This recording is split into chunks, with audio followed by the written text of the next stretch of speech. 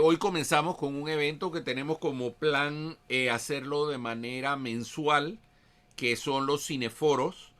El, la forma como tenemos estructurado esto es definir una película para que no sea un evento tan largo.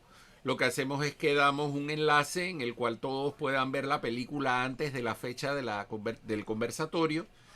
Y el día del conversatorio, que sería hoy el primero, tenemos un experto en el tema, o sea, relacionado con el tema del cual trata la película. Y así pueden todos participar guiada la conversación por alguien que domina y conoce el tema. Y las implicaciones que esto tiene para lo que actualmente está ocurriendo. Eh, ya ustedes vieron la película, un caso icónico en los Estados Unidos que llegó a la Corte Suprema, donde se discutió la legalidad del matrimonio interracial en la década de los 60. Un caso muy interesante. La película tiene un enfoque muy humano sobre cómo las personas comunes y corrientes se ven afectadas por estas leyes que en un momento determinado, cuando fueron desarrollados 200 años antes, nadie pensaba las consecuencias que pudieran llegar a traer. Para discutir el tema de hoy tenemos de invitado a Carlos Ernesto González Ramírez. Carlos es abogado y tiene la particularidad de que es quien ha dirigido y quien presentó las demandas relacionadas con una visión muy similar del derecho al matrimonio que tenemos todos los seres humanos, y que está esperando un fallo de la Corte Suprema de Justicia. Así que, sin más, los dejo con Carlos Ernesto. Carlos, bienvenido. La idea es que nos vayas haciendo tu presentación y que podamos hacer una conversación abierta.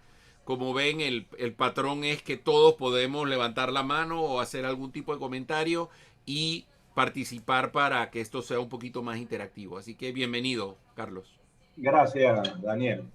Bueno, tal vez voy a comenzar un poco haciendo una comparación entre o señalando las diferencias entre lo que sucede en Estados Unidos en materia legal para casos como este y lo que sucede en Panamá.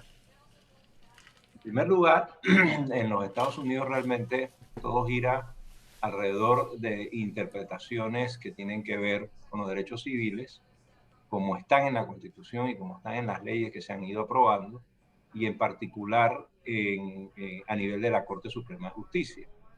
En este caso, además, es a nivel de la Corte Suprema de Justicia porque había una decisión de la Corte norteamericana de 1883, el caso Pace contra Alabama, en el cual había dejado en libertad a los estados, miembros de los Estados Unidos, a regular el matrimonio como ellos tuvieran a bien.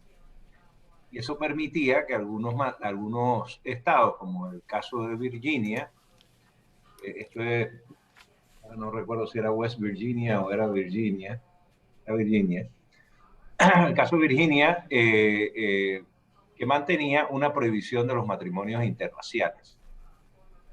Y esto continúa hasta 1960 y ¿qué fecha fue el caso? 67. O sea, no hace mucho, en donde pues había una prohibición al amor entre personas de razas distintas. Eh, Parte del problema realmente o parte de la razón detrás de estos prejuicios que tienen algunas poblaciones en los Estados Unidos, que se reflejan en las leyes que están dentro de los estados, tienen antecedentes muy antiguos, y algunos de ellos tienen que ver con preocupaciones de carácter sexual, y en especial de la relación sexual entre un hombre negro y una mujer blanca. Y en alguna manera el caso este era, al ser al revés, se convertía o se alejaba de uno de los prejuicios más fuertes que tenía. Entonces, a pesar de ello, vemos cómo la autoridad del Estado, en un momento dado, son bastante laxos con el tema y cambia esa situación porque viene un cambio de autoridad y llega una persona racista a controlar la policía del lugar donde estos señores vivían. Y por eso los mete presos y los exilia del Estado. Esto realmente no es algo nuevo. Si nosotros vamos a ver la historia de la humanidad, han pasado cosas similares en el pasado. En el caso de España en particular, en la Hispania latina, romana, esa era una de las provincias más romanas de Roma. Sin embargo, cuando los visigodos invaden Roma y llegan a las puertas de Roma, buscando tierras, el emperador romano llega a un acuerdo con los visigodos y les cede un territorio, que es lo que hoy en día es Cataluña y la parte sur-oeste de España, digo de Francia, perdón. Y los visigodos que venían del norte, eran un pueblo germánico, emigran en masa y controlan esa área de la península ibérica y parte de Francia. Y una de las normas que se aplica es que el derecho que se le iba a aplicar a cada persona era el derecho de su nacionalidad. A los romanos el derecho romano y a los visigodos el derecho germánico que ellos aplicaban. Y para mantener eso se prohibía el matrimonio entre visigodos y romanos. Sin embargo, como acaba pasando naturalmente, las hormonas, el amor es más fuerte y esa prohibición realmente no pudo mantenerse. Y acaba generando un problema jurídico que es un tema muy largo para entrar en materia aquí. Pero vemos que no es una cosa nueva estas prohibiciones de mezclas de raza o de mezclas de nacionalidades en algunos casos. La humanidad ha ido evolucionando con estos temas y la evolución más fuerte se da precisamente producto del nazismo y de las medidas antisemitas, eh, eh, quiero decir, romas,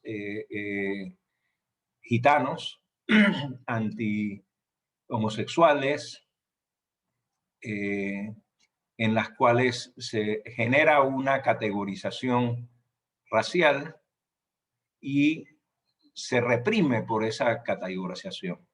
Es decir, es por ser lo que eres, por ser tu ser, tú eres criminalizado.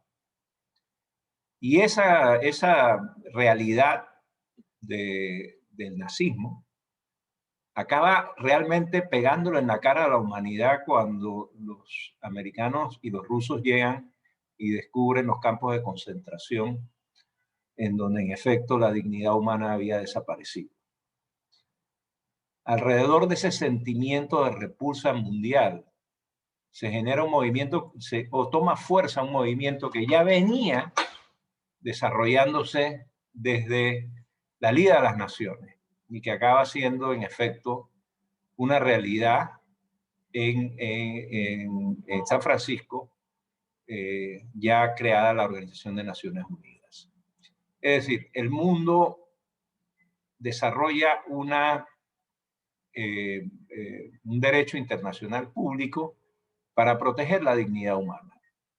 En los Estados Unidos, sin embargo, ese proceso es distinto de lo que sería en Panamá.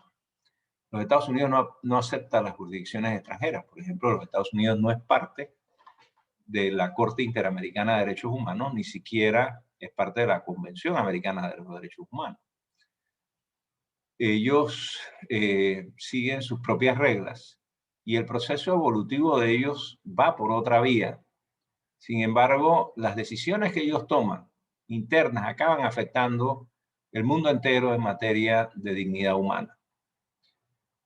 Este caso de Loving, que en esta película se ve desde un punto de vista muy humano, desde un punto de vista muy, muy natural, y que es evidente que es una película que retoma un proceso documental hecho en su momento, porque una parte importante de los Estados Unidos no estaba de acuerdo con estas normas.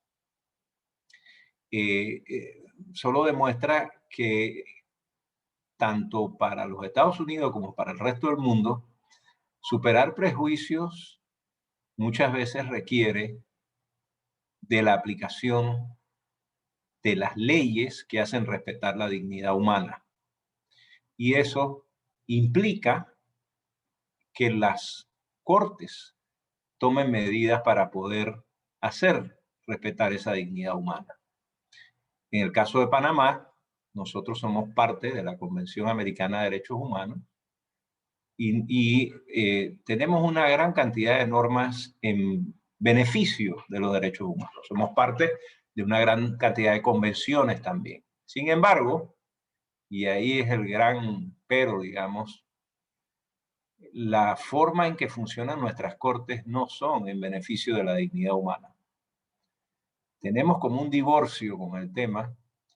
Incluso hay decisiones y se toman medidas bastante inhumanas, como hemos visto recientemente, que uno se queda con la boca abierta, pero estamos viendo con los casos de los albergues de niños. Sucede todos los días en materia de migración. El trato que se le da a los migrantes es denigrante, y no solo eso, sino que se toman decisiones que pueden afectar la vida de esas personas, pueden morir producto de las decisiones que toman Panamá en materia de migración. Son bastante inhumanas esas medidas. Entonces, una película como esta ayuda a poner sobre el tapete la importancia de la dignidad humana. Y yo creo que el esfuerzo llevado a cabo por el museo es el apropiado. Es necesario que nosotros veamos, entendamos que en el mundo futuro, para que no hayan las guerras que han habido, para que haya mayor desarrollo, para que vivamos en armonía y en más paz y con inclusión de las personas, el tema del respeto a la dignidad humana tiene que ser el centro de todo. Eso es fundamental. También el tema de la dignidad humana pasa por el tema de la igualdad. Es decir, todos los seres humanos somos creados iguales y somos iguales en derechos. Entonces, el hecho de que nuestra legislación y las decisiones de la Corte Suprema de Justicia de Panamá constantemente mantengan vigentes privilegios y fueros y los apoyen de manera abierta, generan desigualdad y generan ataques a la dignidad humana, porque son tratados de manera distinta unas personas de otras. No es igual como tratan a una persona que no tiene alguno de estos fueros a como lo tratan al que tiene los fueros. Incluso vamos más allá. La aplicación igual de la ley a todo el mundo no sucede, a todos los seres humanos, porque no es limitado a los panameños. En Panamá tenemos normas que abiertamente discriminan contra una persona por ser extranjero, por no haber nacido en este país. Y las vemos como normales, que es lo más triste. Es normal que le digamos a un extranjero que no puede hacer ciertas cosas que cualquier ser humano tiene el derecho de hacer. Es un tema que realmente a mí me asombra, me deja boquiabierto, porque a la gente no le parece llamar la atención el tema. No sé si nos han indoctrinado en las escuelas o qué, pero pensar que tú le puedes negar el derecho al trabajo a alguien que está legalmente en este país por ser extranjero, eso es una discriminación y es un ataque a su dignidad humana y a sus derechos humanos. Entonces reitero que este tipo de películas en efecto nos llevan a reflexionar sobre estos temas, de que todos los seres humanos somos iguales en derechos y debemos ser tratados en igualdad. y respetada nuestra dignidad. Y yo, pues con esto, hasta aquí llegan mis comentarios y abro la sala a la discusión.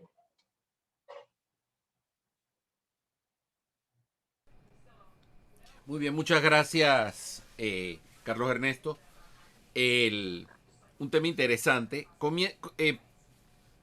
Todo aquel que quiera hacer una pregunta únicamente nos indica con la manita esa que se levanta por ahí y con mucho gusto le abrimos el micrófono, o si alguien quiere mandar alguna pregunta a través del chat puede hacerlo también y nosotros le pasamos las preguntas a Carlos Ernesto si lo prefieren hacer de esa forma. Tú hiciste un par de comentarios que me parece que para mí, o sea, no siendo abogado, para mí son toda una sorpresa, como que los estados de Estados Unidos pueden exilar a alguien del estado y eso no tiene ningún tipo de regulación federal, porque si un estado exila a alguien a otro, o sea, sencillamente le dice usted ya no puede estar aquí, lo está enviando a un individuo que violó su ley a otro estado que está dentro de la misma unión de los Estados Unidos. O sea, ¿esto ocurre con frecuencia o estos son cosas completamente extrañas que ocurran? Bueno, la verdad es que no me quedó claro de ver la película y de estudiar el caso, ese tema del exilio. Porque en realidad lo que el juez le dice es que no pueden estar casados, que se tienen que divorciar si se quieren quedar en el Estado. Como ellos no se quieren divorciar, se van del Estado. No me queda claro si es que los exilian y entonces, claro, ellos se mantienen fuera porque no pueden estar o simplemente se van ellos en un autoexilio para poder mantener el matrimonio. Que si regresan casados al Estado, entonces serían la sentencia que se le había suspendido le sería aplicada a plenitud. Eso no me quedó claro, la verdad, y no lo tengo claro. Yo creo que el tema no era que los exilaban, sino que no se podían mantener casados dentro del Estado, ¿no? Sí, o sea, y básicamente era, se tienen que ir Se tienen que ir. a otro estado donde probablemente tampoco podían estar casados. No, la mayoría de los estados podían estar casados. O sea que Sí, de hecho ellos se van a casar a Washington porque sabían que no los iban a casar en su estado, que no los iban a casar en Virginia, ¿no? es como sucede hoy en día con los matrimonios igualitarios. Claro. Los panameños que se quieren casar se van a otro país a casarse, porque aquí en violación a la Convención Americana, ni jueces ni notarios casan a las personas del mismo sexo, con la excusa de que la Corte no ha tomado una decisión. Sin embargo, la decisión de la Corte Interamericana de Derechos Humanos prevalece en nuestra legislación a través del control de la convencionalidad y deberían de aplicar directamente esa decisión para no violar los derechos humanos, que debe ser, digamos, la esencia de cualquier decisión jurídica en el país. Lamentablemente no estamos a ese nivel, estamos muy lejos de eso. Y de hecho estamos exilando a las personas del mismo sexo que se quieran casar. Estamos haciendo lo mismo que hacían en Virginia. Sí, básicamente les estamos diciendo si quieren estar casados no pueden estar en Panamá. Sí. Y hay, a raíz de las demandas en la Corte Suprema con este tema, han habido intentos, amenazas contra las personas que se han casado diciendo que han violado la ley y que pueden tener consecuencias penales. Y algunos de los escritos que se presentaron en contra del matrimonio igualitario en la demanda de inconstitucionalidad llevaban implícita esa tesis. Lo bueno es que las autoridades no han actuado, pero puede llegar mañana un alguacil como el de Virginia, el del lugar este donde estos señores vivían, que ahora no recuerdo cómo se llamaba, y hacer lo mismo que hicieron allá. Lo podrían hacer. Wow, complicado. ¿Hay alguien más que quiera hacer algún comentario o alguna pregunta con respecto a la película para que no sea yo el único que hable? Hola, no tengo a la mano la manita, pero escribí un poquito mi pregunta en el chat. Buenas noches a todos, un gusto de verles, un gusto de verle, doctor Pichet. Hola, Eh, gracias. Igual. Quería hacer una consulta y es algo que siempre ha estado desde los siglos de los siglos, desde que somos seres humanos. El rol de las organizaciones basadas en la fe. Tienen un rol bastante activo en nuestras sociedades, por lo menos en Latinoamérica. Y esto siempre, yo me he hecho la pregunta, ¿dónde nuestros sistemas, nuestras legislaciones toman un rol más activo y definitivo ante estos grupos que a veces tienen posiciones totalmente en contra a lo que la Convención de los Derechos Humanos nos dice?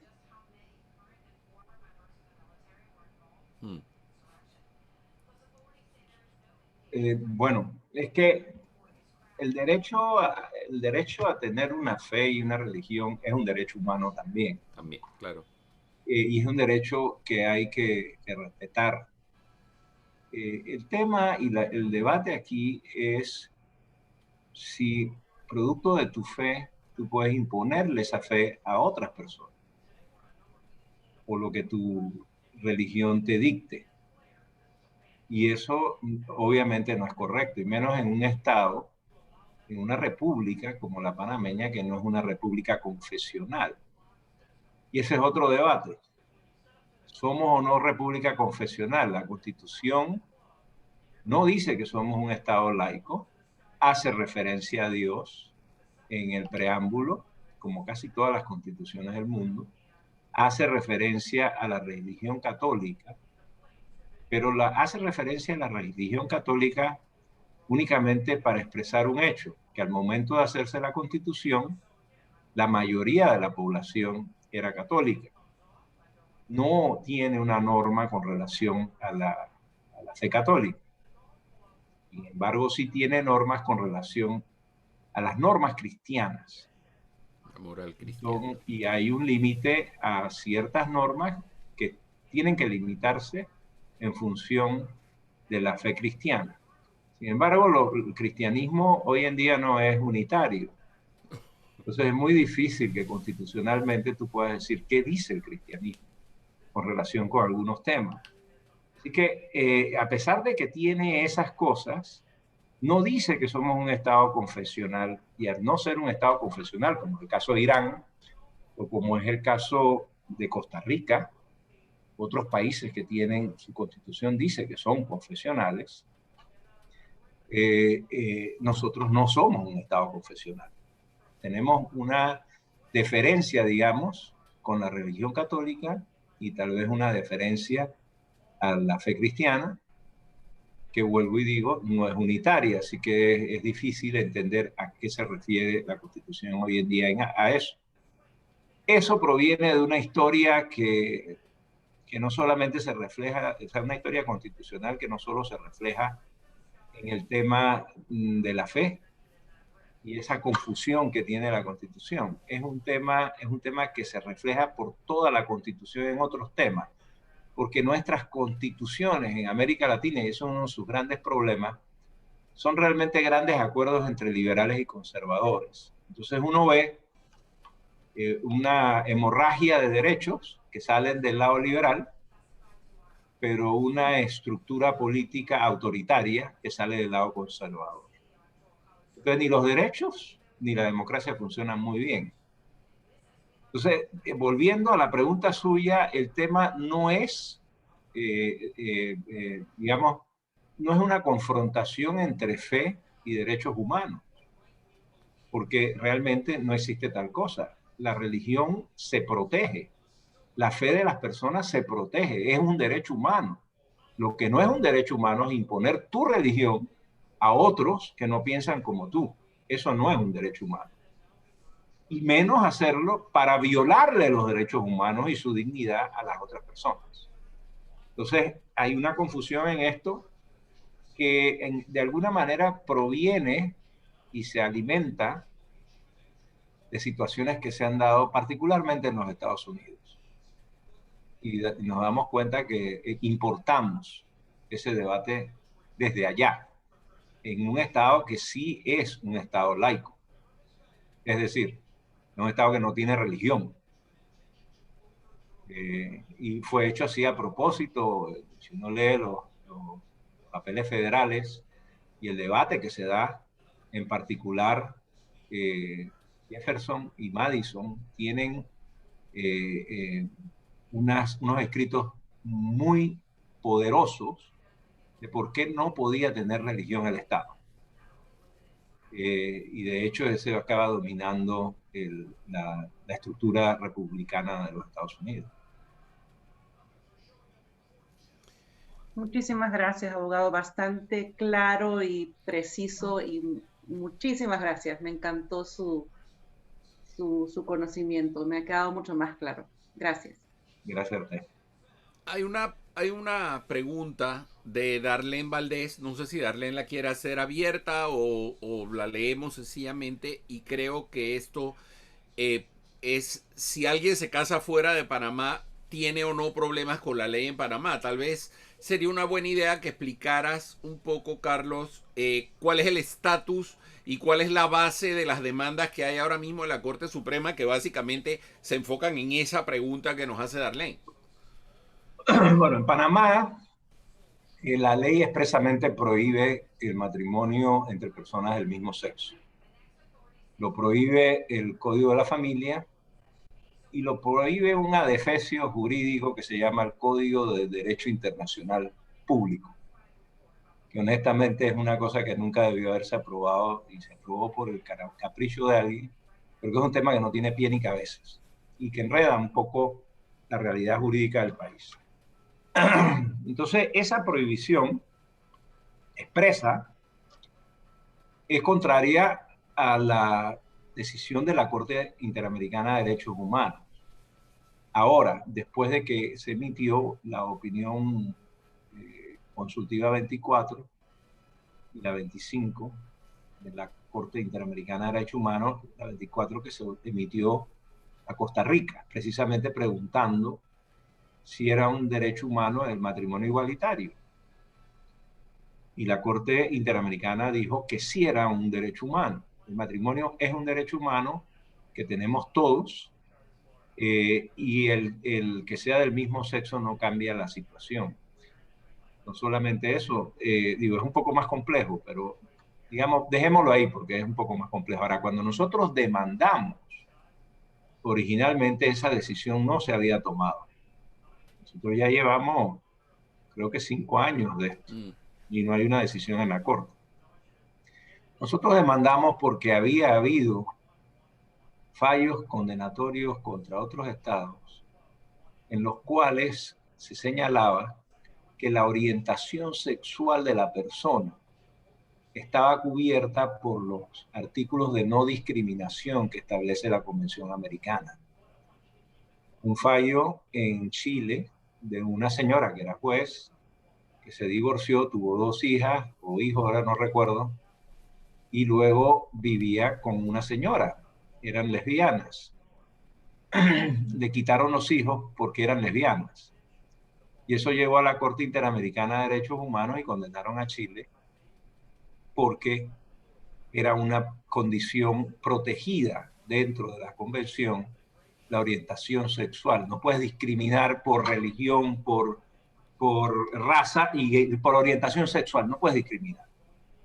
Lo mismo sucedió con Colombia, con un señor que había vivido toda su vida con otro señor y que murió, y le negaron las pensiones de la seguridad social. Y la Corte Interamericana falló que esa era una discriminación y que tenían que darle las pensiones que le daban a los que vivían juntos por tanto tiempo. Pues nosotros, basados en eso, fue que demandamos. Pero en el medio del proceso salió la opinión que va más allá y dice que el matrimonio es un derecho humano y el matrimonio igualitario es parte de ese derecho humano porque tú no puedes discriminar. Entonces, en Panamá está prohibido. Ahora, puede ser que eso conlleve alguna consecuencia legal. Es posible. Es posible. Tendría que ser un caso un poco alado por los cabellos y haciendo interpretaciones muy laxas de algunas normas de carácter penal, pero las consecuencias podrían estar allí. Sin embargo, eso no ha sucedido ni ha pasado, creo yo, por la cabeza de ninguna autoridad ponerse en eso en este momento.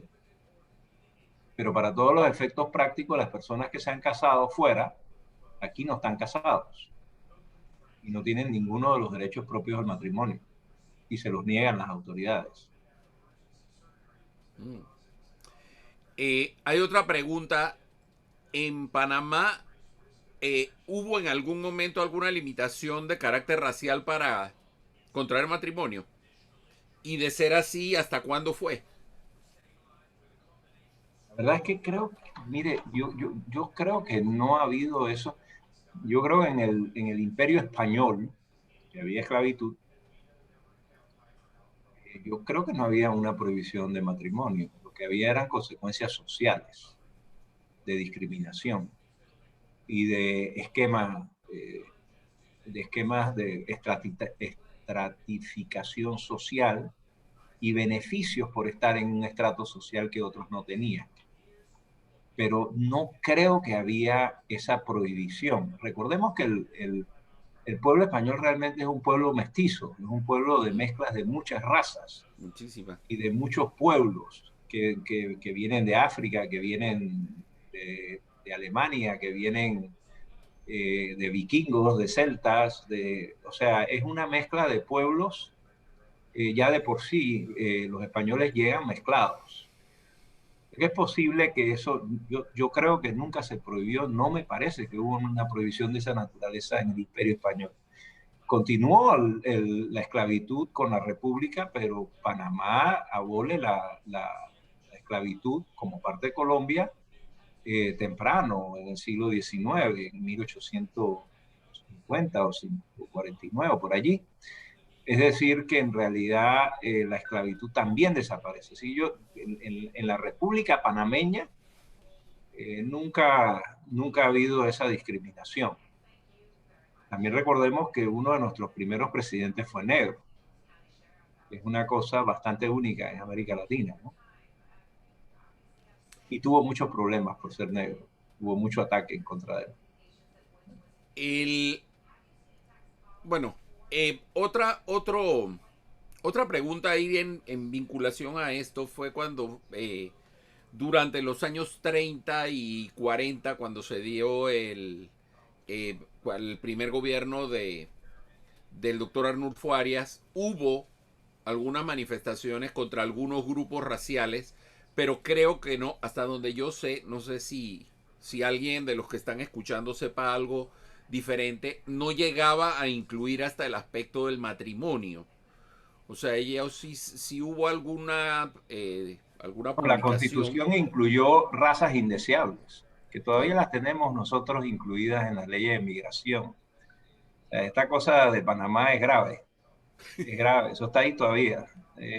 Nosotros tenemos un tratamiento casi que similar al que tenía la Constitución en materia de migración. Le pedimos visas y le ponemos todo tipo de trabas a las mismas personas que puso la Constitución del 41 en la lista. O sea que estas cosas tardan en En superarse. corregirse. Lo que Wow. hicieron en el 41, que fue una cosa terrible, fue quitarle todos los derechos a las personas que tenían estos orígenes o tenían estas razas.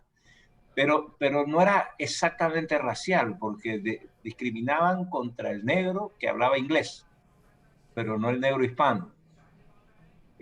O sea,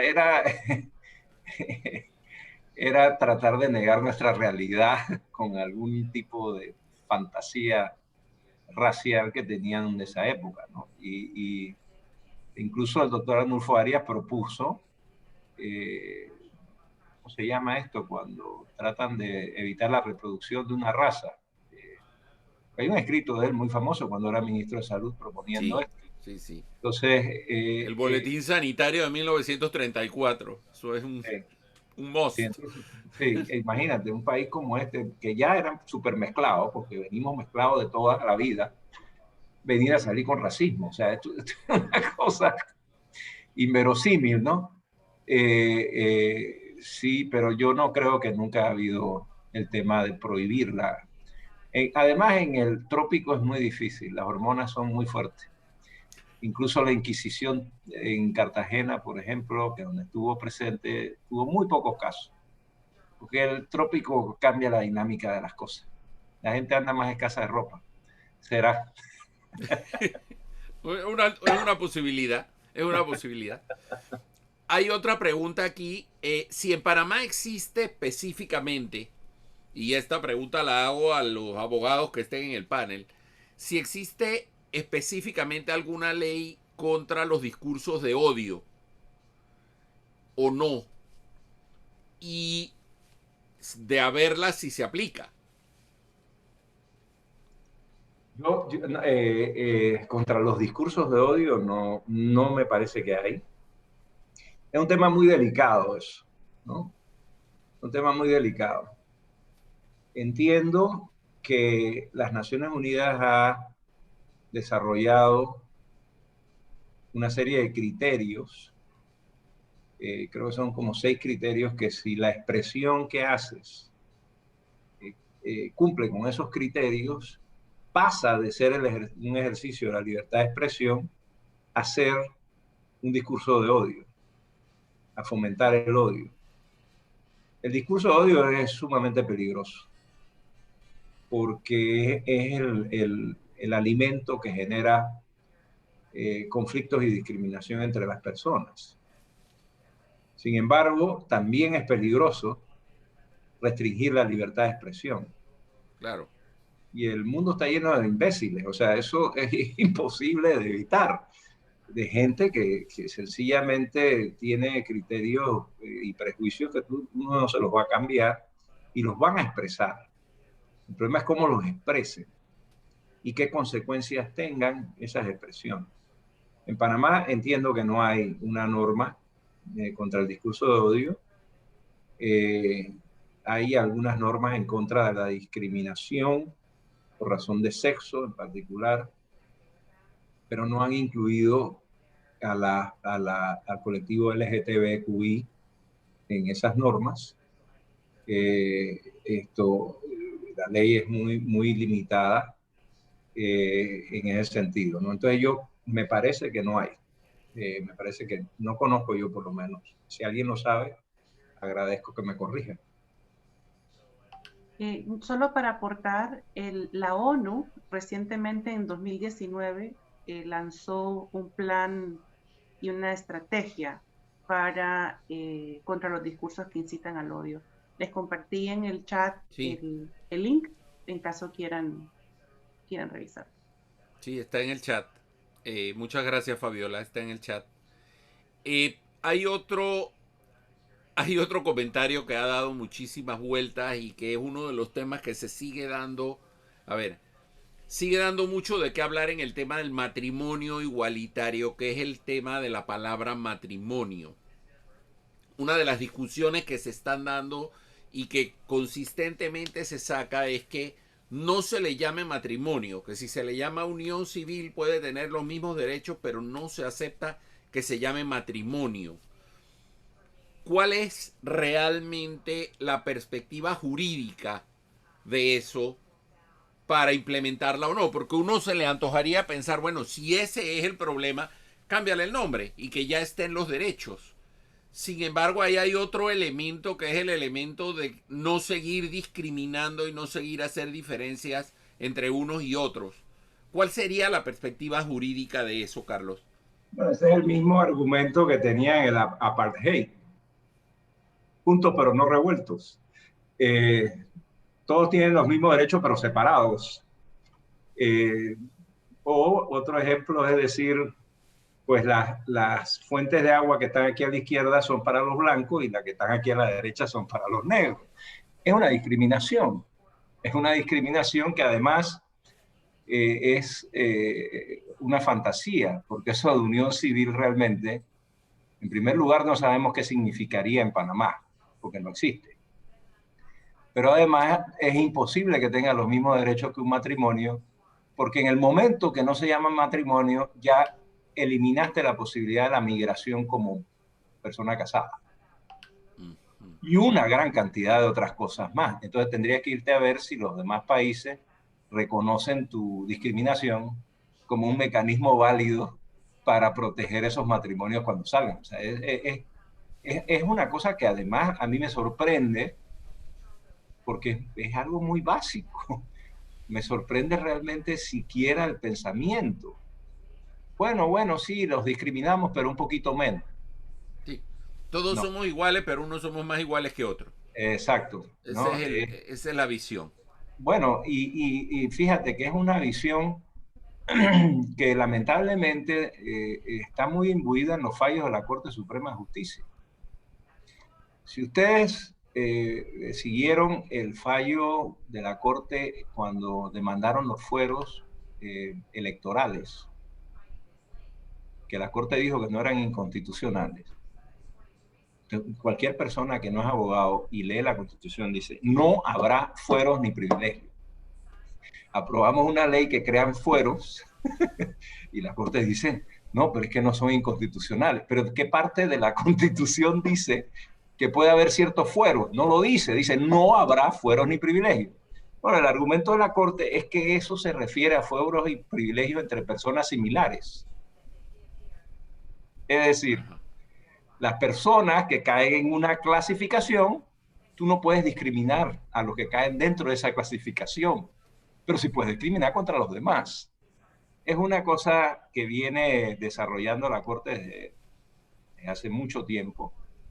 Yo sospecho que la tesis original esa es española, un país que tiene nobleza y realeza y que no es una república,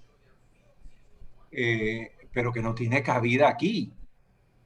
Yo cada vez que veo esos fallos de la Corte me recuerda un chiste racista que pareciera que la Corte lo dice cada vez que sale con un fallo como este. Un chofer de bus en el sur de los Estados Unidos, se sube un negro y se sienta al frente y los blancos no les gusta y se forma una pelotera y el tipo para el bus y dice, mire, aquí no podemos pelearnos por esto porque aquí todos somos verdes, aquí no hay blancos ni negros.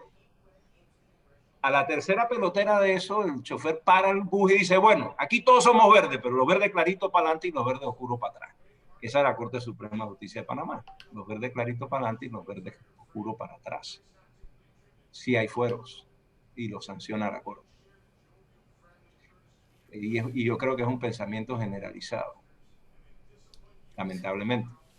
Tristemente es como el argumento, y eso es un tema que se ha discutido mucho alrededor del tema del matrimonio igualitario, que es hasta dónde pueden llevar a un referéndum nacional derechos humanos. Eso no se lleva a un referéndum nacional, porque probablemente si en la Alemania del año 42 o 40 hubieran llevado la formación de los campos de concentración, hubiera probablemente ganado, y miren la clase de aberración que era.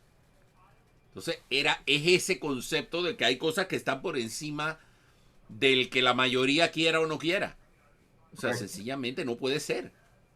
Correcto. Lo que pasa, en parte lo que sucede es que en Europa, en donde hay un sistema distinto al nuestro, recordemos que Europa es un continente con países con estructuras políticas muy disímiles. América es casi toda republicana y repúblicas presidencialistas, con la excepción de las islas del Caribe, que tienen unos sistemas parlamentarios, básicamente, estilo europeo. Pero digamos, es bastante más homogénea la situación de América Latina y de América en general. Entonces, en Europa, que se encuentran con estas diferencias, el tema del tratamiento civil, o sea, de la ley de la persona, se lo dejan a los estados. Entonces, la Corte Europea de Derechos Humanos ha dicho que estos temas son propios de los estados, que ellos no entran a debatir esto. Él lo dijo y después se echó para atrás porque después tomó una serie de decisiones que acabó revirtiendo esa decisión original. Pero eso hizo que en algunos países el matrimonio igualitario se diera por vía de legislación o por vía de referéndum, como es el caso de Irlanda. Irlanda fue por referéndum.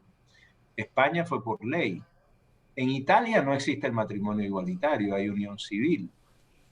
Es uno de los pocos países de Europa que no tiene matrimonio igualitario en los libros, pero resulta que la Corte Europea de Derechos Humanos ha dicho que si alguien se casa afuera y es casado, cuando llega a Italia tiene que reconocerle el matrimonio, con lo cual los italianos sencillamente salen y se casan afuera y regresan casados. Y en Italia los tienen que respetar como casados.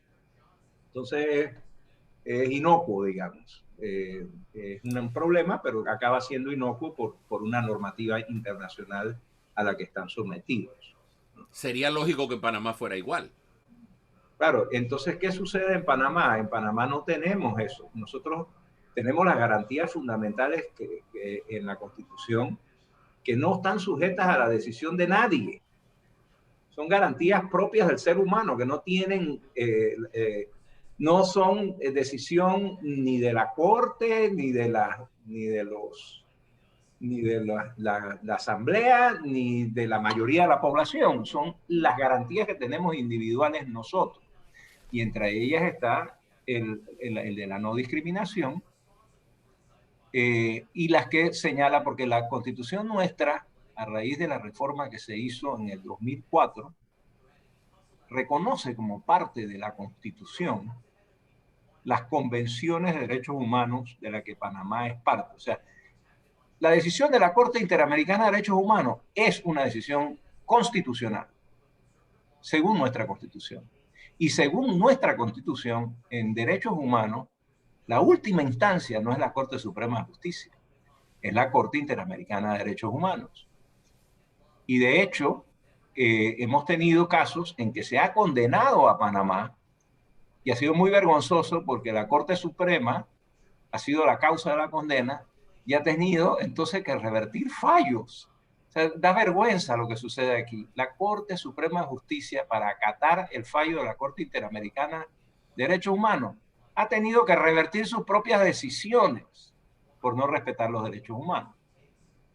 Y seguimos con problemas en esas áreas en que nos han condenado, que son en temas migratorios, por ejemplo. Qué horror. Ok, estamos ya más o menos llegando al final. La idea es que los conversatorios los mantengamos en el lapso de 1 hora para que no se hagan tampoco muy pesados. Darlene nos hace varios comentarios sobre si existe o no una cultura racista en Panamá. Y leo textualmente: antes no lo creía, pero sí he notado ciertos comportamientos y comentarios como mejorar la raza, si alguien es cholo o no es cholo, y si cuando hay comparación con otros lugares que se da directamente, sin que sea de una forma abierta en las leyes, pero que se está dando en la sociedad.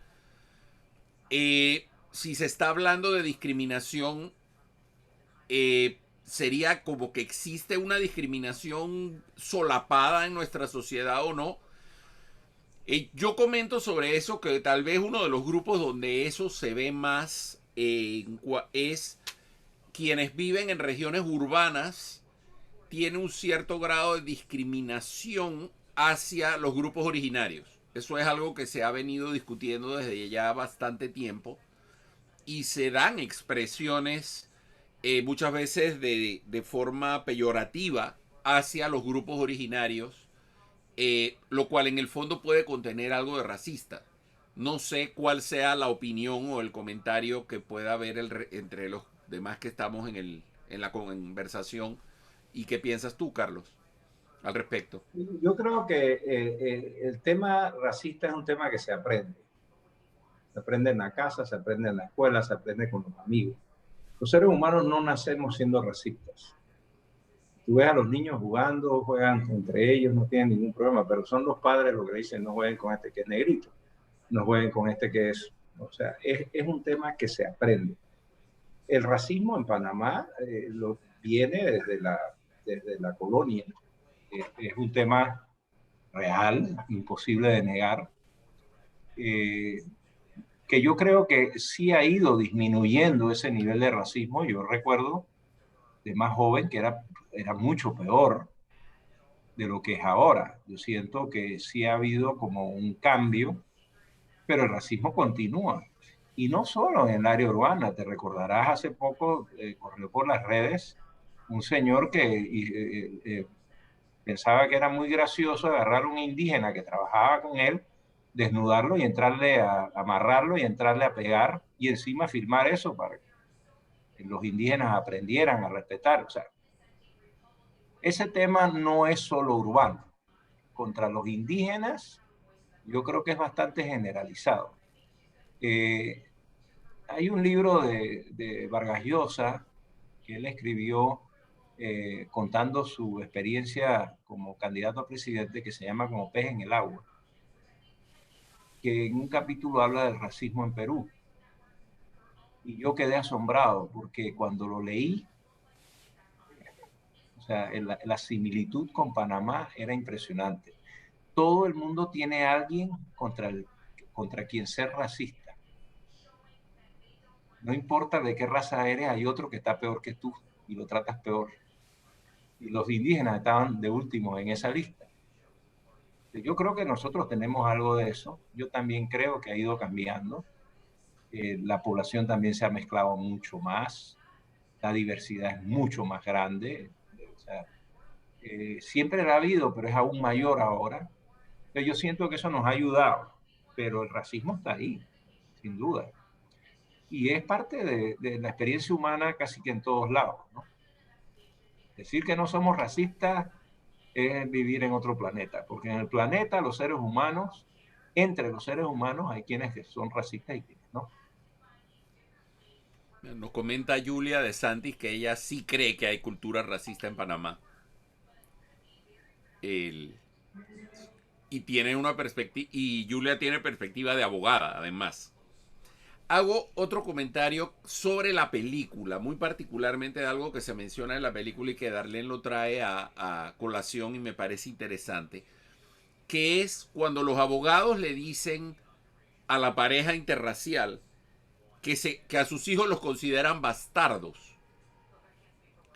Al considerarlo bastardos, eh, por el sencillo hecho de ser de dos razas diferentes, el punto sería si los derechos que los muchachos tendrían serían los que correspondían a los blancos o los que corresponderían a los negros. Para efectos de la época, si tú no eras blanco, no tenías, o sea, ellos realmente, el argumento de ellos era que no había discriminación, había separación, como el de la unión civil y el matrimonio, ¿no?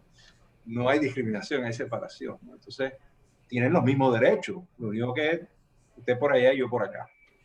En este caso, los hijos serían color, como les decían entonces, y no serían blancos. Ahora, el tema de bastardo es porque no reconocían el matrimonio, o sea, eran hijos Fuera del nacidos fuera del matrimonio. matrimonio, sí. Sí. Sí, bueno, porque... En aquella época era un problema. Acordémonos que Panamá, fíjate, yo no sé qué le ha pasado al país, pero Panamá aprueba el divorcio en 1917. Hay algunos países de América Latina que lo aprobaron este siglo. Nosotros, en muchos sentidos, teníamos unos avances sociales impresionantes para la época. El reconocimiento de los hijos fuera del matrimonio es uno de ellos, desde los años 40. Entonces, este es un tema que es impresionante cómo hemos involucionado en alguna medida en el siglo XXI. Yo les garantizo que si nosotros no tuviéramos el divorcio aprobado y lo fuéramos a aprobar hoy, tendríamos una situación de resistencia brutal de parte de las organizaciones religiosas como las que tenemos ahora. Igual como hubo con los hijos fuera del matrimonio. De hecho, uno de los problemas de Carlos Mendoza fue que impulsó el divorcio. Hay toda una historia detrás de que esto se da por una necesidad de Belisario Porras, pero más allá de eso pasó. Y los ataques racistas provenientes de sectores religiosos fueron muy fuertes con este tema. No ve se va a la hemeroteca y se queda con la boca abierta en las cosas que encuentra ahí. Bueno, hay una última pregunta que es el tema de los argumentos. Esto es una analogía y es cierto. Muchos de los argumentos religiosos que se usan en la película para argumentar en contra del matrimonio interracial, como cuando se habla lo de los continentes, que eso el juez pone sencillamente es las diferentes razas están en diferentes continentes porque Dios decidió que no se debían mezclar. Ese era el argumento. Dios no contaba que iban a inventar los aviones y los barcos, pero bueno, por lo visto eso era un elemento adicional. Y son muy parecidos a lo que se utiliza para estar en contra del matrimonio igualitario. Es que Dios creó el hombre y la mujer y el matrimonio es una cosa que tiene que ver con mater y si no puede tener hijos, entonces no pueden casarse, porque el matrimonio es para tener hijos. Argumentos que son como totalmente ajenos al siglo XXI. Sí, y no son solo por este tema, o sea, son similares también a cuando hubo oposición a la esclavitud, son similares también a cuando hubo oposición al darle el voto a la mujer. Es decir, es el mismo tema repetido una y otra vez para impedir que las personas sean tratados en igualdad y respetados en su dignidad. Y es algo que no comprendo. Me cuesta trabajo entender cómo te puedes llamar cristiano y pensar que está bien discriminar. O sea, si uno ve la vida de Cristo es precisamente lo contrario. Yo voy donde están los que están discriminados. Esos son los que yo quiero que vengan conmigo. Es una cosa curiosísima, pero es muy del tema religioso, no solo en Occidente. Sucede lo mismo en Oriente. O sea, pasa igual con el budismo y otras religiones en Oriente. O sea, entonces, o sea, no es exclusivo de una religión o de una corriente religiosa como es el cristianismo, sino que también sucede en otras religiones. Sucede en distintos grados, ¿no? Acá nosotros vemos que se desarrollan teorías extrañas, difíciles para mí de comprender, pero que sirven como un argumento fuerte para defender lo indefendible, ¿no? La gente se aferra a ellas y entonces vemos cosas como la ideología del género. O sea, el género es una realidad humana. ¿Cómo puede haber una ideología de la realidad humana? Eso es un trip muy fuerte, lo de la ideología de género, sentarse a entender lo que hay detrás de, o sea, todo el odio que hay detrás de ese concepto de ideología de género es impresionante. El concepto es que la mujer, o sea, al final del camino es un concepto realmente generado por la Iglesia Católica, a nivel de un papa en particular. Y el concepto es que la mujer debe tener su lugar y el hombre su lugar. Y el lugar de la mujer no es el mismo que el del hombre. No pueden hacer las mismas cosas ni tener los mismos derechos. Básicamente es eso. Sí. ¿No? Y entonces, alrededor de esa tesis, arman todo un tema y la gente se aferra a ello, ¿no? Digo, yo entiendo la mentalidad conservadora y la respeto. Yo creo que la sociedad necesita conservadores. En ocasiones juegan un rol fundamental para que la sociedad no se descarrile y cometa graves errores. Sin embargo, lo que no logro comprender es pensar que tú puedes imponer en materia social tus creencias sobre los demás, discriminándolos. Eso a mí me parece algo inverosímil. Y no lo logro, realmente me cuesta trabajo comprender. Bueno, quiero en nombre del Museo Carlos darte las gracias por haber dedicado algo más de una hora del día de hoy a conversar este tema que realmente es muy interesante y toca directamente una de las razones de ser el museo, que es el sentarnos a discutir los temas de derechos humanos y no simplemente presentarlos, sino tratar de bajarlos a la dimensión humana y entender cómo a la gente le afecta o no lo que se hace en este sentido. Te doy las gracias de nuevo y pues ya sabes, está bienvenido para lo que... Ok, y para terminar les digo que en el plan de seguir con los cineforos todos los meses, el mes que viene tenemos el cineforo programado para el día 24, es miércoles también, miércoles 24 de marzo, a la misma hora, a las 7. La película que vamos a estar teniendo en el conversatorio es la película The Report. Es una película que trata sobre las investigaciones que se hicieron en Estados Unidos sobre los abusos en la cárcel de Abu Ghraib en Irak. Es una película interesante y es una película muy actual, y vamos a tener para el conversatorio de invitada a María Luisa Romero, que es relatora de las Naciones Unidas específicamente en este tema y que nos va seguramente a aportar cosas muy interesantes, así que los invitamos. La película está en la plataforma de Amazon Prime y estamos viendo algunas otras plataformas donde pudiéramos conseguir para que se vieran. Próximamente estaremos ya presentando el banner de anuncio en las redes sociales para que puedan ir viendo la película, y dentro de un mes volvamos a reunirnos para conversar sobre ella. Así que les agradezco a todos su asistencia. Muchas gracias, Carlos, de nuevo, y será hasta la próxima. Hasta luego.